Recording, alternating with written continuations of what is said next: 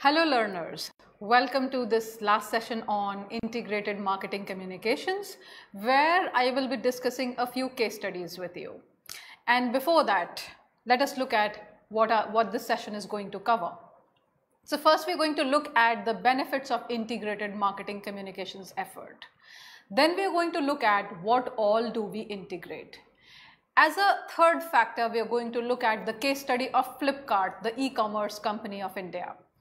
Under this, we're going to discuss the attitude towards ads and brands. We will discuss the presence in social media of Flipkart. We're also going to look at the social media listening that brands do, in this case, Flipkart. Then we are going to look at the CRM, the customer relationship management, which Flipkart is very good at. And then we're going to look at the takeaways. So let us begin the session. Benefits of integrating marketing communication efforts. Last 3 sessions we have dedicated to integrated marketing communications, whereby we have learned what integrated marketing communications mean, how they are important, how they are brought together, what are the various tools, and how do we make a plan for IMC. Now, before we look at the case study, it becomes important to look at the benefits, because only then it will be logical and it will be more evident to you as to how IMC helps any brand. So the first thing is that it brings consistency to the communication made with the audience. The audiences are covered with various kinds of information in the market. What is it that brings certain kind of consistency to the communication that you make? Say for example, in the past 3 sessions I have been talking about integrated marketing communications. Just imagine a scenario where in one of the sessions I talk about IMC, in the second session I talk about history of mass communication, in the third session I talk about theories of communication, and in the fourth session again I start talking about IMC. How confused will the learner end up being? So similarly, there has to be a consistency of communication when this communication is going from the brand to the customer.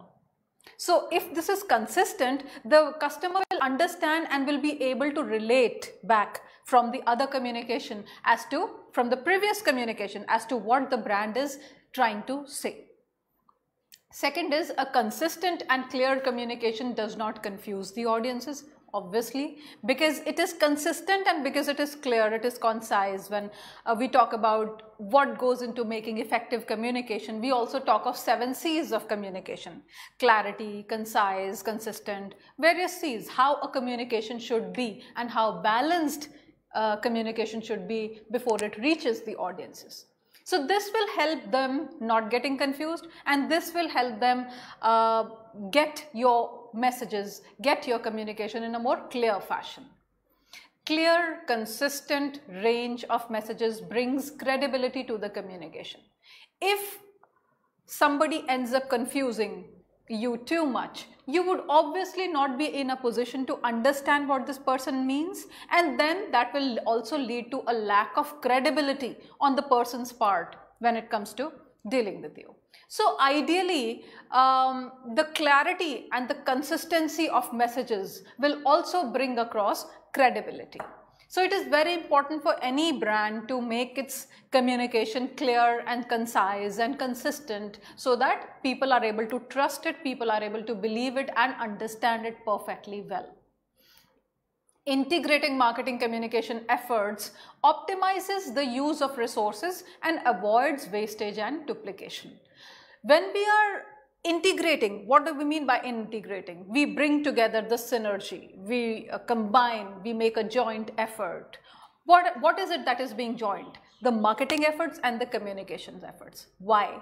Because there is already a lot of overlap that exists between them, and because it is easier to achieve the objectives when you integrate the marketing and communication activities and efforts together, because it optimizes the use of resources. So while say for example, let us take example of communication efforts. When I say only communication, it could mean a direct mailer, it could be a news item in a newspaper. And when I say marketing, through marketing, maybe I am trying to achieve a greater awareness of my brand in terms of what it does, where it originates from, and how it can be of help to people. So in these two ways, while the communication is on with the audiences regarding what this company is about, what is the product about, etc., and marketing is being done in order to create awareness, basically these two efforts can be clubbed together to achieve the objectives together. And this is why we need to integrate the marketing and communication efforts so that there is a greater optimal use of resources and wastage is avoided. And also there is no duplication. If there is multiplicity of messages coming from the same brand in different ways, obviously there can be a difference in understanding of the audiences. This will again lead to confusion, and unclear messages means that the audience will not trust your brand. So hence, integrating the marketing communication efforts is important as well as beneficial. As customers become more aware through clear, consistent communication, there is a greater chance of making a positive purchase decision. When there is no ambiguity, when there is complete clarity, there is no confusion in what I am going to do and why I am going to do it, how it is going to benefit me, obviously there will be fewer reasons of why I will not make a purchase decision. So hence it is better to make the customers aware about the clarity, to make them aware about the communication that you want to get across to them in order to help them make a positive purchase decision. Then it also helps in consolidating the image of an organization. When we know that we receive certain kind of clear, concise and very consistent kind of messages from a brand, our image of that brand and of that company becomes of a similar nature. So it helps in consolidating that image in a positive manner for any organization. It also helps in building a dialogue with the customer, which leads to building a relationship. We've often noticed that when we purchase a certain product or when we purchase anything, say for example a fast moving consumer durable, consumer goods or consumer durables for that matter, we usually want to go back to purchasing the same kinds again. Why? Because our trust and credibility in that brand, in that company and its product is so much, and we have not faced any problems while using this product that we would like to go for a repeat purchase. So it helps in building a dialogue with the customer, which leads to building a relationship. Once a relationship is built, you would definitely find it more credible. So it enhances that impression, the positive impression of a brand anyways. In the longer run, it is also ensuring brand loyalty. The same point I just made. When people go for repeat purchases, it means there is a certain kind of brand loyalty that has been instilled into them because of the way the brand has communicated to them, because of the kind of quality that they found of the product, because they had no complaints while using this product or service, etc. So in the longer run, it ensures brand loyalty. Since IMC is more effective, it increases profit for the organization. It increases profit because, say for example, so long you were paying 72 rupees for a liter of petrol. Today you're going to pay only 68. What does it indicate? Those 4 rupees you've been able to save. So if IMC planning is more effective, it increases profit for the organization by saving upon the expenditure. Penny saved is penny earned. So that ways. It creates a competitive advantage for the organization and a holistic positive experience for the customer. So while it is creating a competitive advantage for the organization, it is also creating a holistic kind of an experience for the customer. Competitive advantage is created because we have ensured that this customer is going to be brand loyal, he is going to make a repeat purchase, and he has no problems or no complaints from the product or service which he is putting to use. So through this we have been able to get an advantage over our competition because we know that the brand loyalty of this person will stay. At the same time, there is a holistic and positive experience for the customer, and he would like to go for a repeat purchase. So these are the various benefits of integrated marketing communications. Having talked about the benefits of IMC, let us also look at what all do we integrate. we have been talking about marketing activities, we've been talking about communication activities. How do we integrate them? How does this integration actually takes place?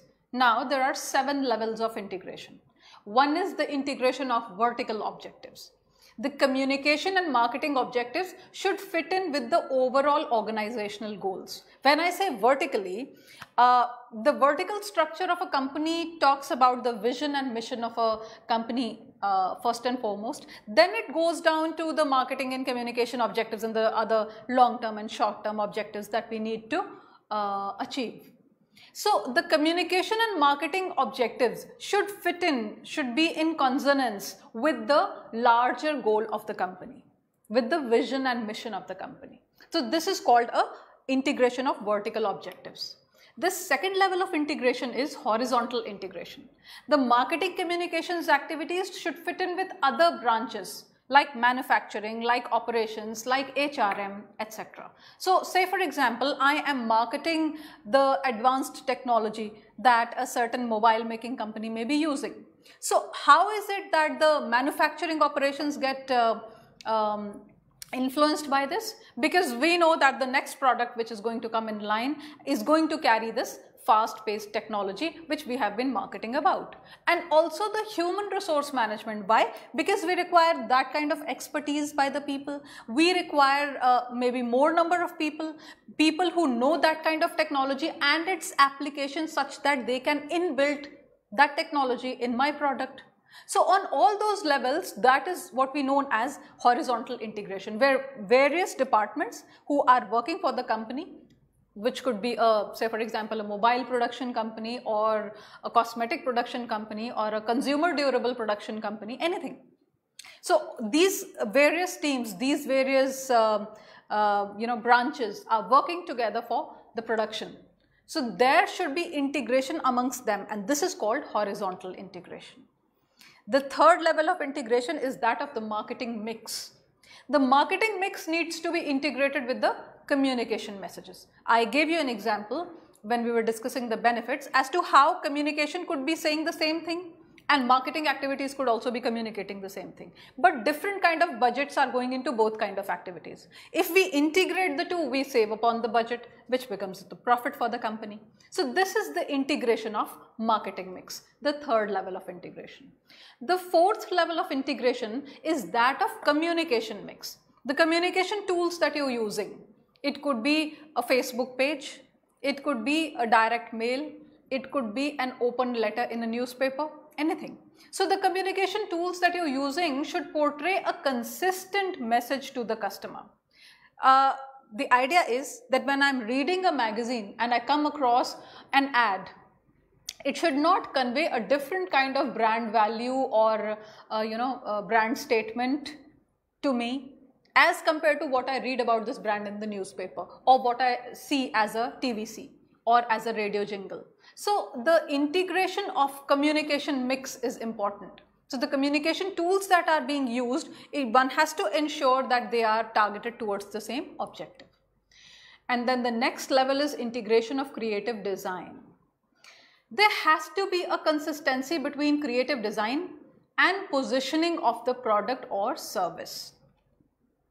Now when I say creative design and positioning of the product, the designing should not be such that it does not relate with the positioning of the product or service. The positioning, I have explained this to you earlier. Positioning is how you position a product in the market. Say for example, a small car could be for the middle class segment. A sedan could be, or a sedan which has specially been designed for the upper middle class. Another big car, an expensive luxury car which is for the higher class of people. So there has to be a consistency between the design of the product and the positioning of the product. It could not look inexpensive and then you cannot call it a luxury car. Say for example Tata Nano, you cannot call it a luxury car. By the look, by the design, by nowhere does it communicate that it comes into the luxury brand. So the positioning and designing should be consistent. Next level of integration is the external and internal integration. The interdepartmental cohesion, and they should also be working consistently with the external agencies which are employed. Now there has to be interdepartmental cohesion, like we were just talking about the manufacturing branch, the HR branch, the technology branch, the consultancy part, etc. All of them are internal. And what is it that they're depending on the outside agencies for? Could be some external kind of support, could be for assembling of the technology with their product, could be for marketing it in a different manner. So could be the advertising agencies that they've hired in order to communicate about their product and technology and the latest things. So the interdepartmental cohesion is important, and the cohesion of the internal departments with the external agencies which have been employed by the organization is also equally important. Then there has to be some financial integration. The budgeting for various activities should be optimal, which should ensure effectiveness and efficiency while achieving the desired goals. So the budgeting part has to be taken care of very scrupulously and meticulously. So those were the various levels of integration that we talk about when we say what all are we trying to integrate. So we're not just integrating the communication and marketing activities, we're also integrating departments along with the external agencies. We're also looking at the goals, our long-term and short-term goals, and whether they mix well with the company's vision and mission. We're also looking at the finance and budgeting as to whether it mixes up well. The budgeting for various activities has to be, whether it is optimal and efficient and effective. So there are so many different levels of integration on which IMC works. And when all of this integration takes place, it creates a huge value for any company, in terms of the revenue, in terms of the profit that it saves for itself. Now I will discuss the case study of Flipkart with you. Flipkart is an Indian e-commerce company, as you all know, which was founded in the year 2007 by Bansal brothers, who were earlier working with Amazon.com. The integrated marketing communication approach that Flipkart had majorly had everything to do through advertisement. So while I have been telling you repeatedly that we need to customize the integrated marketing communications plan for it to succeed, it is not always necessary that we go by all sorts of communication tools and all kinds of marketing activities that are available at hand. So there can be, only advertisement which can make the most. Like in this case, Flipkart majorly talked to its customers through advertising. So its IMC approach consisted largely of that. To make the people aware, to attract and educate the people, there were advertisements that were released.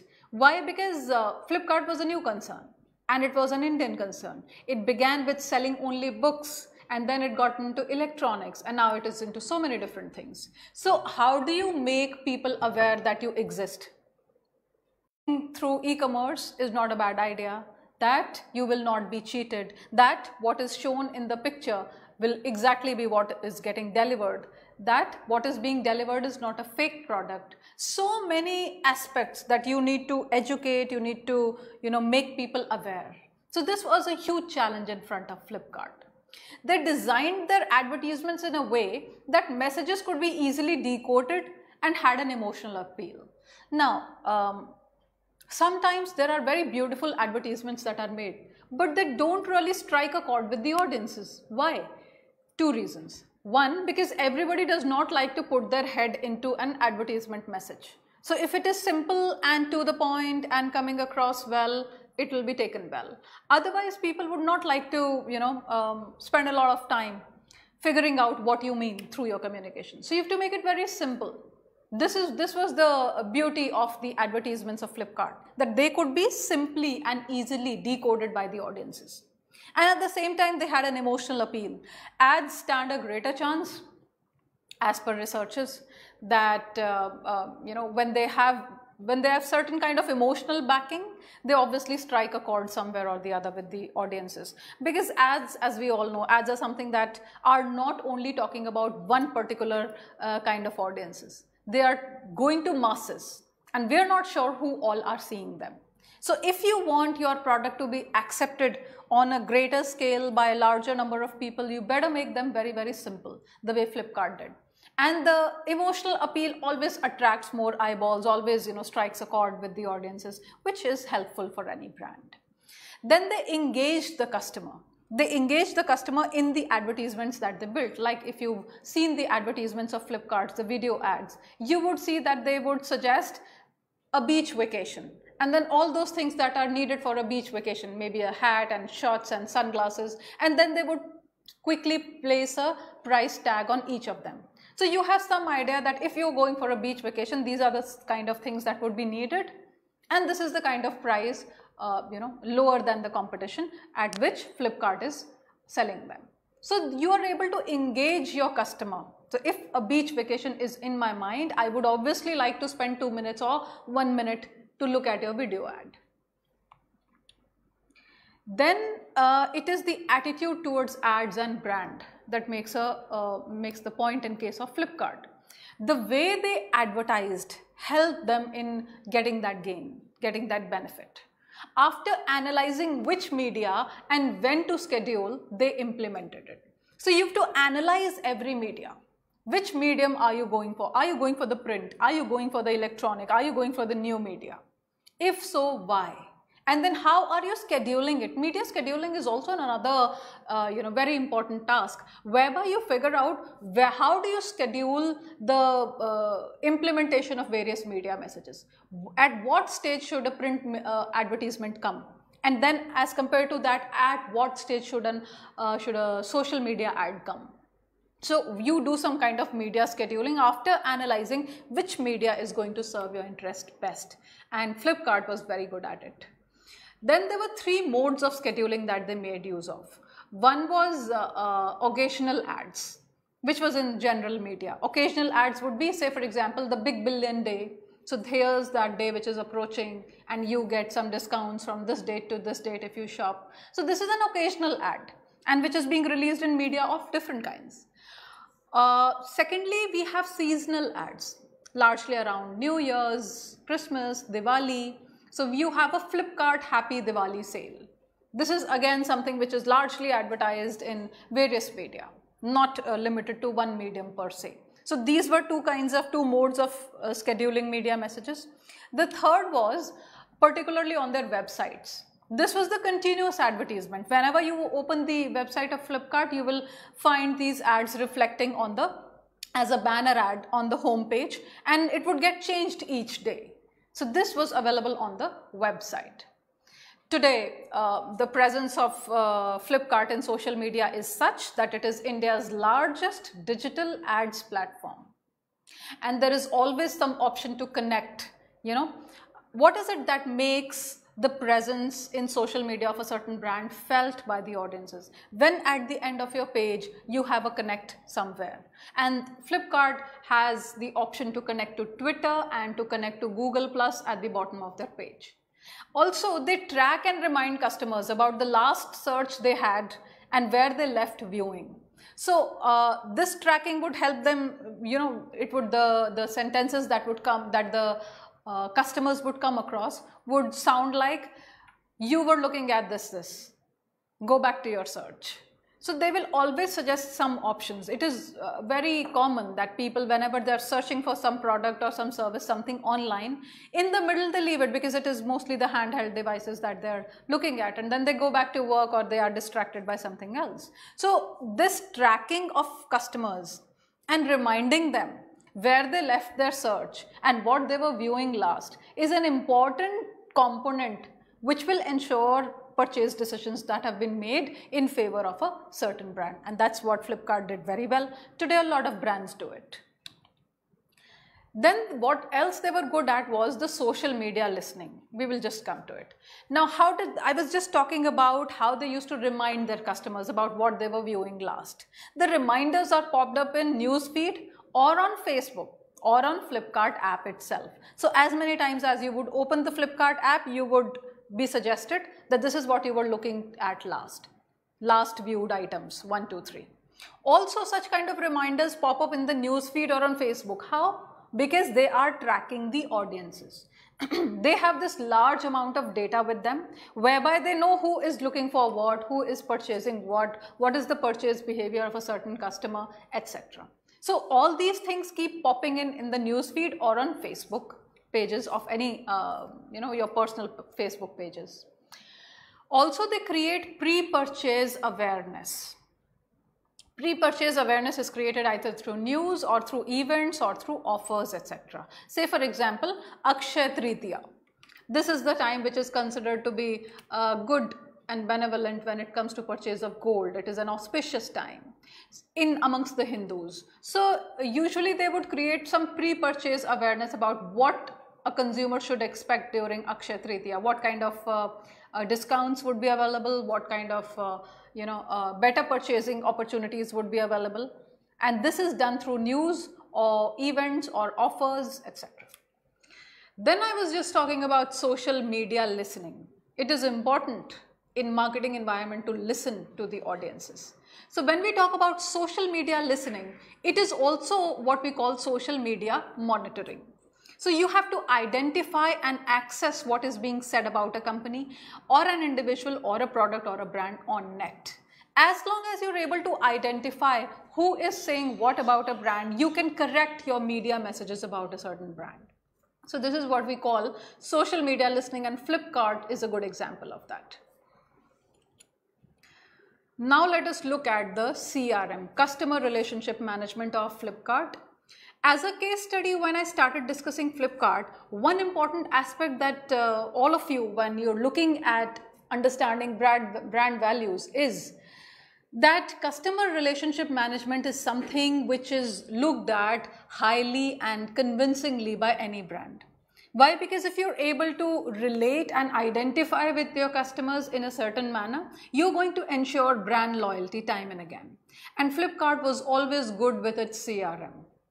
They were good at handling negative publicity. They were good at handling the way media came at them, and they were greater, stronger promotions which strikes out all competitors in terms of pricing, in terms of valuation, in terms of the way they feature themselves and the placement of the product and how they sell themselves. So in all, it is a good package when we talk about the customer relationship management of Flipkart. So out of this case study, there are certain takeaways that you as learners of integrated marketing communications should have.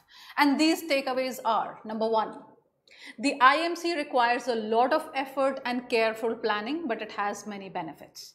So for any startup, if you are trying to get into entrepreneurship or trying to get into startup, what one must look into is integrated marketing communications, because despite the fact that it costs you a lot of efforts and careful planning, it saves you about almost every penny that you can by not duplication of. You have to ensure that repeat purchase takes place, and if you have to ensure that a certain communication gets maintained in a positive manner with your customers.